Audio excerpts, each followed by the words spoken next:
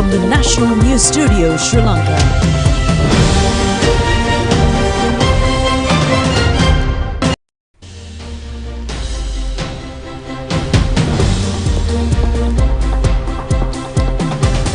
Pleasant evening and a very warm welcome to the National News broadcast. We are coming to you live from the National News Studio. I'm Dilanjali Ananda. I'm Charita Minapurarachi, and now let's move on to the headlines for tonight's news. A motion on domestic debt optimization has been passed by a majority vote.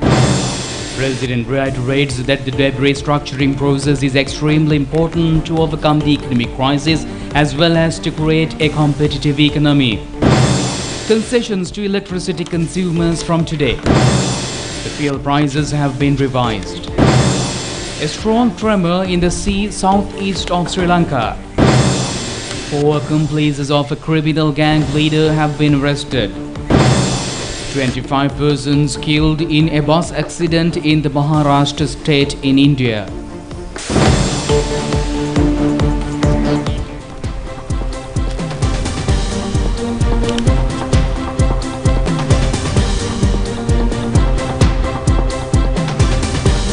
For those and other stories in detail.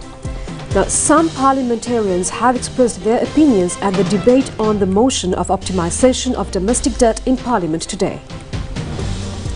State Minister of Finance Shehan Semasinghe said that if they cut off interest rates of deposits, treasury bills and treasury bonds, the EPF will also have the same effect. He said that the public had a fear of losing their deposits over the long bank holiday ending on Tuesday and said that the opposition is unhappy due to not this taking place. He further said that no parliamentarian could morally oppose this proposal. මේ EPF එක සම්බන්ධයෙන් නෙවෙයි. ගිය සතියේ දිහා බැලුවොත් පත්තර ටික ගන්න. විද්‍යුත් නාලිකා වලට ගිහිල්ලා කරන ප්‍රකාශ පිළිබඳව බලන්න. මේ රටේ ජනතාව බලාපොරොත්තු වුණේ කරු කතානායකතුමනි. අද මේ සම්මත කරන යෝජනාවලිය තුල බැංකු ටික අඟහරුවාද ක්‍රියාත්මක වෙන්න පටන් ගද්දී තමන්ගේ තැන්පතුවක්වත් නැති වෙයි කියන අරමුණ තමයි තිබ්බේ කරු කතානායකතුමනි. මෙන්න මේ බලාපොරොත්තුව ඉටු කරගන්න නොමැති වීම තමයි අද විරුද්ධ පක්ෂයට ඇති වෙලා තියෙන කාර්ය. මේ යෝජනාවට සදාචාර සම්පන්නව කිසිදු മന്ത്രിවරයෙකුට Opposition leader Sajid Premadasa said that they are opposing this as there is no transparency and equality in this proposal and there is no choice left for the EPF and ETF depositors. They said that the EPF and the ETF holders couldn't raise their voice against this even though the decision to restructure their funds is forcefully taking place. කැමති නැහැ කියලා කියන්න අවස්ථාවක් තියෙනවද? කිසිම අවස්ථාවක් නැහැ. හැබැයි ඒගොල්ලෝ වෙනුවෙන් මූල්‍ය මණ්ඩලය ගන්නවා තියෙන්නේ. අද ජූලි 1 වෙනිදා සම්පකාර Prime Minister Dinesh Gunawardena said that 1st of July is the day the People's Bank was established and he is wishing all the best for its birthday. He said that it was the largest bank which joined the banking system. He said that the opposition had made false statements in the last few weeks with the objective of making the bank falling into bankruptcy, but they made no success. He said that the effort to frighten 57 million account holders was unsuccessful and also efforts to frighten the EPF and ETF depositors and business owners were also unsuccessful. සාර්ථක වී තිබෙනවා. අපේ රටේ වැඩ කරන ජනතාවට තන්පත් කර තිබෙන සේවකර්ත සාධක අරමුදල හා ETF එක අපේ ව්‍යාපාරික ප්‍රජාවටද ඒ සැකය ඇති කරන්න දරූ උත්සාහය අසාර්ථක වී තිබෙනවා. අපි කවුරුත් Parliamentarian Dr. Harshid Silva said that the decision will not come into effect on next Tuesday. He said that the decision will only be informed to the EPF and ETF on Tuesday and they have 21 days to decide whether they agree or not in this regard. He said that throughout that time the Parliament and the EPF and ETF has the responsibility to discuss if there are any disparities with calculations. අන්සාධක අරමුදලට සහ මේ පාර්ලිමේන්තුවට වගකීමක් තියෙනවා සමාජිකයන්ට යම්කිසි අගතියක් සිද්ධ වෙනවද ඒ අගතිය කුමක්ද ගණන් හිලුම් මාර්ගයෙන් ඒක සාකච්ඡා කරා මේ එකක්වත් නොකර කරන්න. State Minister of Finance Ranjit Singh Balapitiya said that it would be much better if this could be done without increasing taxes and debt restructuring.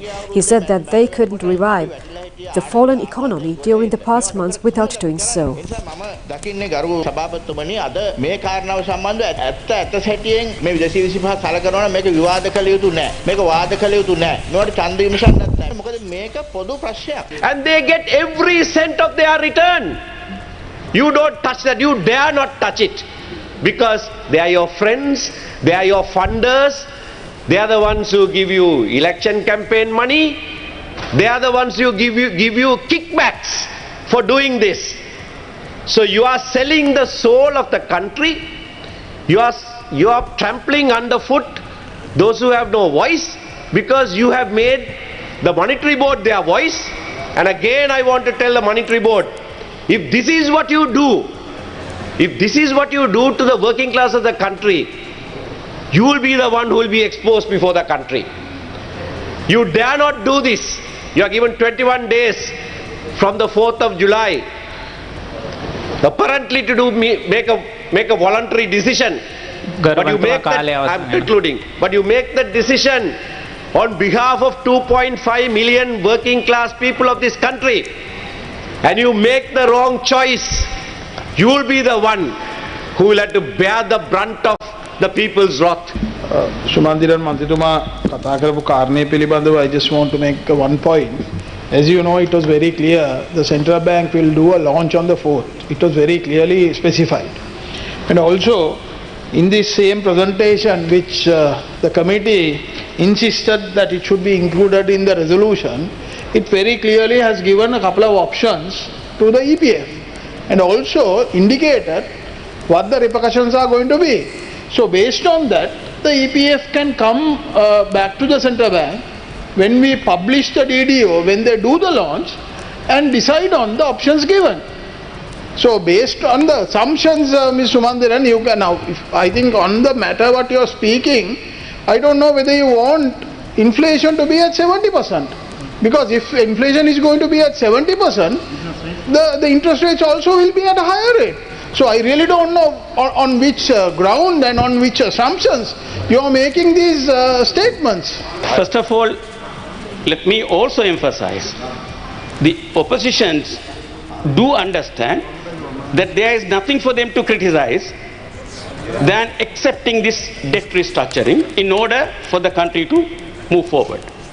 What the Excellency has, the President done is the best solution, taking into consideration in the present circumstances. But unfortunately, our opposition behaves that they should oppose even what is the best is given. That is the concept of opposition. And meanwhile, the domestic debt optimization motion passed by a majority of 60 votes in Parliament today. There were 122 votes in favour of the motion and only 62 votes were casted against.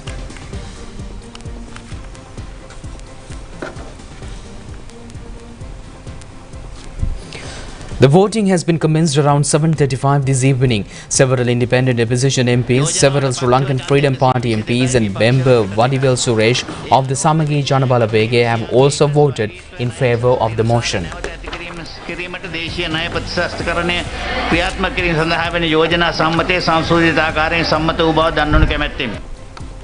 The reduction of electricity tariff comes into operation with effect from today. However, accusations have been levelled on bakery and canteen owners for handing over the benefits of the reduction of charges to the consumers. Meanwhile, another group points out that the tariff reductions on behalf of the middle-class consumers could not be considered as reasonable. The Sri Lanka Public Utilities Commission has taken measures yesterday to reduce electricity tariff by 14.2%.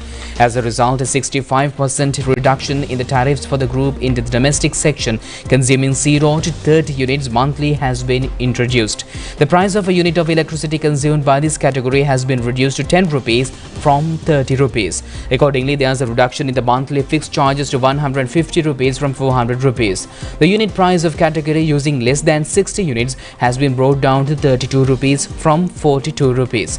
Accordingly, the monthly fixed charge of this category has been reduced to 300 rupees from 650 rupees. Steps have been taken to reduce the unit price of electricity for the category of consumers using between 61 and 90 units for the electricity to 35 rupees from 42 rupees. The fixed monthly charge for this group of consumers has also been brought down to 400 rupees from 650 rupees. Category of consumers who are using between 91 and 120 units of electricity will also receive a reduction of tariff to 35 rupees from 42 rupees for each unit. This fixed monthly charge of this category will also be reduced to 1,500 rupees. The Public Utilities Commission says that there is also a 16% tariff reduction for places of religious worship as well. Minister Kanchana Vijayasekara said that electricity tariffs in the tourism sector will be reduced by around 40% with effect from the 1st of January next year. He added that the relief has been provided to every domestic and industrial sector. The minister has further pointed out that they have taken a difficult decision on behalf of the country at a time when the government is facing enormous challenges. He also said that as a result of decision taken, a somewhat stability has been reached. The electricity supply has been carried out in a continuous basis. The Association of Electricity Consumers says that they are not satisfied by the tariff reductions carried out on behalf of the middle-class consumers. The National Campaign for the Protection of Consumers' Rights says that the bakery and canteen owners' unions are moving away from the responsibility of granting the reduction of electricity charges to the consumers. The Ceylon Petroleum Corporation has revised the prices of fuel with effect from midnight yesterday. According to the price revision, the price of a litre of petrol octane 92 type has been increased by 10 rupees. The new price is 328 rupees. The price of a litre of petrol of the octane 95 type has been reduced by 20 rupees and the new price is 365 rupees. The price of a litre of auto diesel has also been reduced by 2 rupees. The price of a litre of 4-star super diesel has been increased by 6 rupees and the new price is 346 rupees. The price of a litre of kerosene has also been reduced by 9 rupees and accordingly the new price of a litre of kerosene is 236 rupees. But the police special task force says 4 underworld gangsters of an organized criminal gang have been arrested. It further says that a firearm of a type of AK-47 and a modern pistol manufactured in a foreign country found in their possession were also apprehended.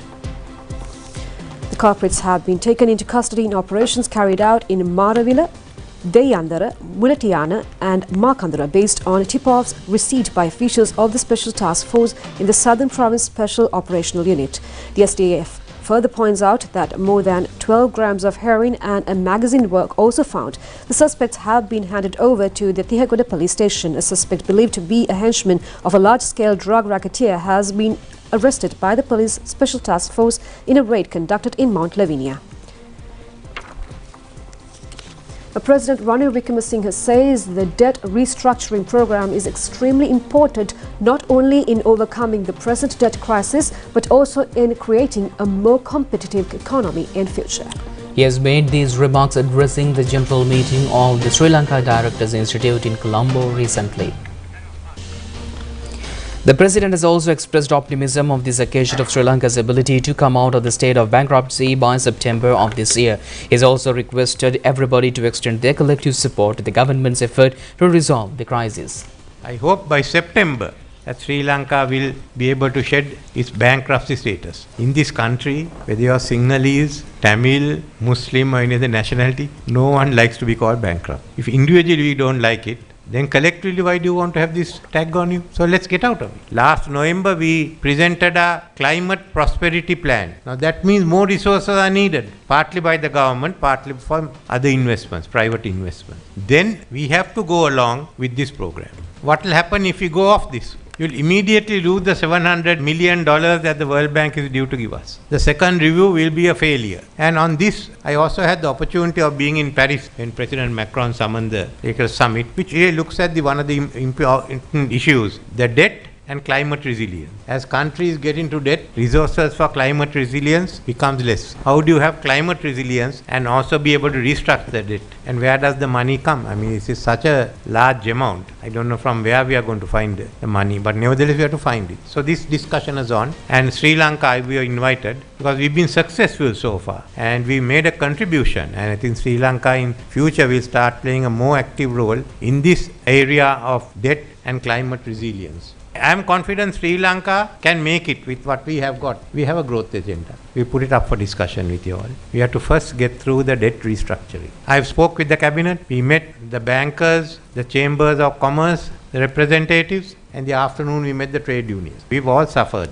We have to have a growth agenda. We have to grow big. But in growing big, there must be equity. A few people can't get rich and others be low income or just make it the middle income. So when we finish the debt restructuring, I will ask the chambers, the professions, the trade unions, the farmers and others to discuss what our social contract is going to be. If all of us contribute, then all of us must have a share of it. So that's another discussion we are planning. So this is what is there for the future. I make one request from you. Go out and tell everyone what the debt restructuring is. It's nothing to be frightened, and don't go to change it. We are in a very delicate situation and we should go ahead. So I am confident that not only can Sri Lanka get out of the present crisis, but we can look ahead for a far more competitive economy. And we will be in the next month making an application to join the RCEP, the Regional Comprehensive Economic Partnership, that puts us into the whole Southeast East Asian markets. We talked to India about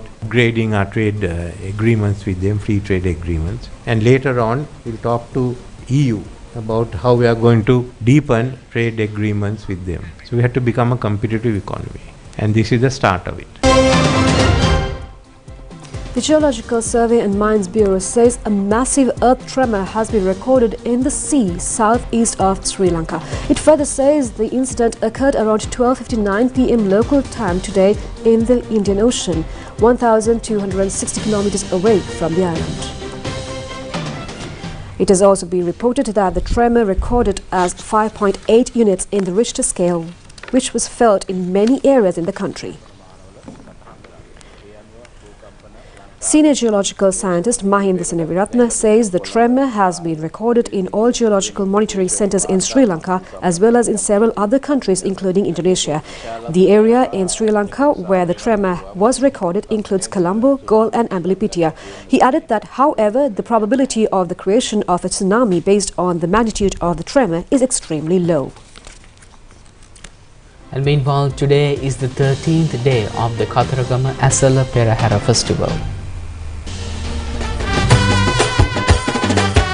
Suridoni Katharagama 2023 official media sponsor ChannelEye Rupavahini. Today is the 13th day of the annual Asala festival of Ruhunu Mahakatharagama Devalaya. Yesterday we were able to witness an act of meritorious act of dana at the Mahadevalaya, where 150 packs of dry rations were donated to the custodian staff of the Mahadevalaya by the St. John's Ambulance Brigade under the inspection of the Honourable Basnayaka Nilami. Moving on to today, firewalking, which is an act of tribute to God Skanda, was performed at the Mahadevalaya at the dawn of today.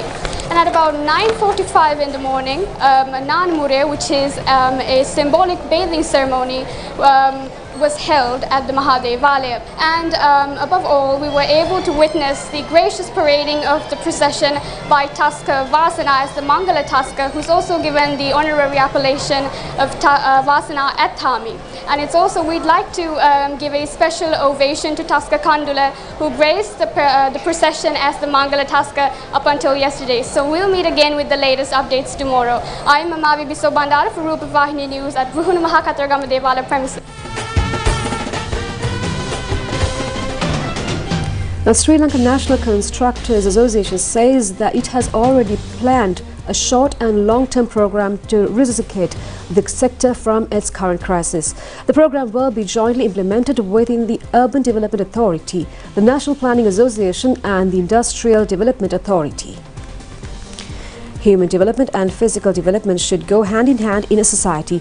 The human resource development in the country has been subjected to numerous difficulties as a result of many challenges. The unfortunate outcome of this calamity was the expedition of the process of brain drain. A collapse in the physical development is the definite outcome of the downfall of human development as well. The sector contributes about 8% to the gross national production. More than 650,000 workers are engaged in direct employment in the sector. Now, in this world, there are some exceptionally courageous and dedicated people. Yes, they dedicate for their cause even amidst deep pain, sorrow or agony in their personal lives. This is such a story of a courageous and a dedicated schoolboy who pioneered a crucial rugby win for the school team while he was totally wrecked due to the sudden death of his beloved mother. Heshan Randimal is a 19-year-old schoolboy and he is a member of the rugby team of his school, Isipathana College, Colombo. While Randimal and his team were preparing for a crucial match with St. Joseph's College, Colombo, Randimal's beloved mother passed away due to a sudden illness. Amidst severe pain and sorrow, Randimal took a bolt and departed for the match while his mother's body was lying at a funeral parlor for the last respects. Hiding tears in his eyes, Randimal played aggressively and scored the first point for his school team, paving their victory. Following the victory of the Isipathana team over St. Joseph's team, players of both the school teams went to the funeral parlor to pay last respects to the mother of their colleague.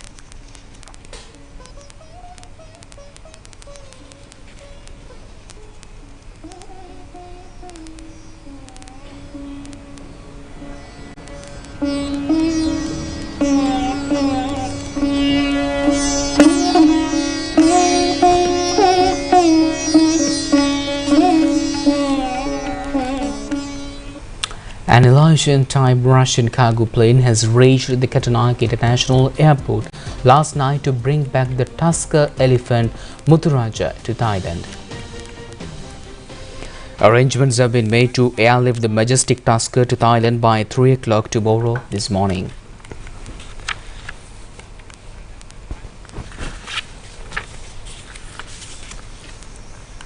Now, a special parliamentary committee has been appointed to immediately control and to eradicate the menace of narcotics, which is rapidly spreading across the country at present. The aim of the appointment of the Parliamentary Special Committee is to monitor the issues to be implemented in the controlling of the drug problem and to present its observations and recommendations to Parliament. Minister Tiran Alas is the chairman of the committee. The other members of the committee are parliamentarians Sisira Jayakodi, Sita Arambepola, Buddhika Patirana, Gayashan Navananda, Tushara Induril Amarasena, Upul Galapatti, Sudarshana Denipitiya, Asanka Navaratna, Upul Mahendra Rajapaksa, Tavarasa Kalerasan and Manjla Disanayaka. Speaker Mahinda Pabevadana has informed the decision to Parliament today. The funeral of senior producer and veteran teledrama director of ChannelEye Rupavahini Corporation, Gaya Ramya Alvis, has taken place at the Eldenia Public Cemetery last evening, amidst the presence of a large gathering of people, including artists. Gaya Ramya Alvis was 51 years of age at his demise. Joining the drama unit of the national television as a producer assistant in 1994, late Gaya Ramya Alvis served as an assistant director and a producer in dramas. He embarked his journey in the country's teledrama field with his first teledrama, Meringu Terror, in 1998. Alvis, who had shown his virtuosity as a lyricist, author and a visiting lecturer at the East Tech University, had been awarded with many accolades throughout his journey. The ever-successful Acting Academy program recently initiated through the national television in an effort to find the talents of tomorrow was a concept of late Gaya Ramya Alvis. The cortege was brought to the Eldenia General Cemetery upon conducting of religious observances at his residence last afternoon. Gaya Ramya Alvis has created an enormous void in the field of script writing and production of teledramas.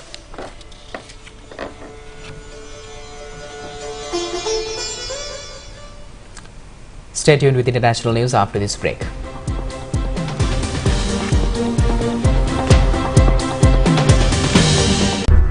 මානවර පොත් දැක්ව 2023 ජූනි 26 සිට ජූලි 2 වෙනිදා දක්වා පෙරවරු 9 සිට පස්වරු 7 තෙක් කැන්ඩි සිටි centre හිදී සංවිධානය ශ්‍රී ලංකා පොත් ප්‍රකාශකයින්ගේ සංගමය. தேசத்தின் செல்வம் மண்ணின் வளம் இதய செழிப்பு அனைத்தும் இணைந்து நட்புடன் கட்டியெழுப்பிய 62 ஆண்டுகால மக்கள் நம்பிக்கை மக்கள் வங்கி மகிமை மிக்க 62ஆம் ஆண்டு விழா.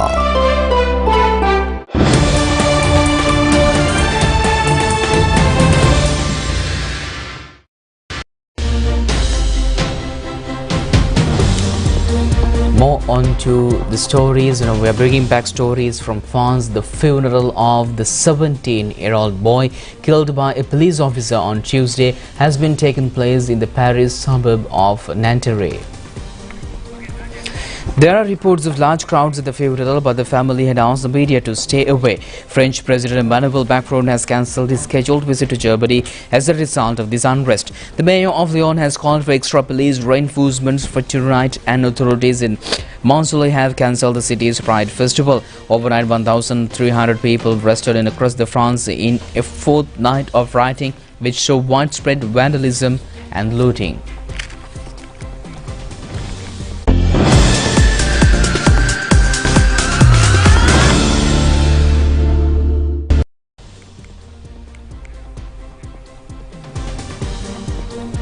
On sports news, the Sri Lankan team has been successful in taking the lead in the bonus points table of the World Cup qualifying cricket tournament.